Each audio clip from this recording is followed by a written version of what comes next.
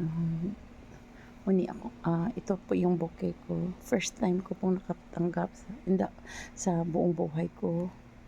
Hindi po ako pinagpala na na pareha ng kababayan na nakatanggap ng mga flowers, bouquet of flowers. Hindi po. Meron pa ano, siguro nag-iisa lang ako na hindi po ako nakatanggap. Ngayon pa lang sa buong buhay ko, bouquet of flowers. And thank you. Thank you. Salamat. Una po ako magpasalamat sa asawa ko. Kasi hindi ko marating ang ganito pag kung hindi ko marating ang narating ko ngayon kung hindi niya binigay sa akin yung pangalan niya.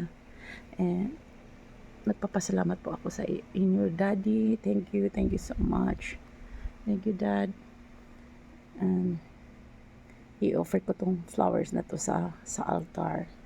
I'll give it to Mama Mary.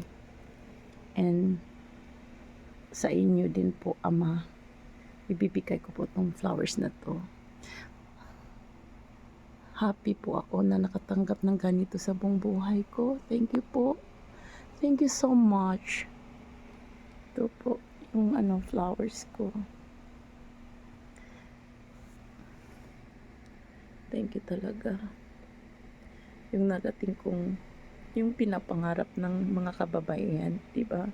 Hindi naman sa lahat, pero siguro, pinapangarap. Pero hindi naman ako nangangarap. Pero yung crush, crush ng mga kababayan ng ganito. So, I'm very thankful. Thank you po. Kasi yung asawa ko, hindi yun, he don't believe flowers because malalanta lang daw yung flowers pag kung bibili siya ng flower para sa akin, hindi niya gagawin yun kasi wasting money daw, kasi malalanta lang yung mga flowers.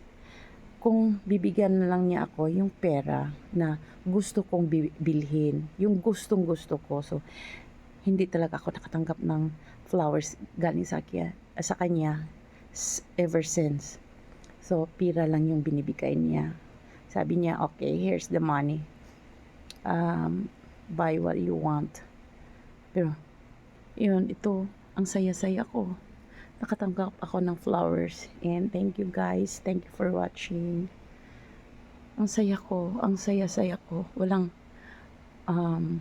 paglalagyan ng saya dito sa puso ko. And thank you to my husband, and thank you po, Ama. Thank you so much. Thank you for the privilege. Thank you guys. Thank you for watching. Emotional po ako. Sorry.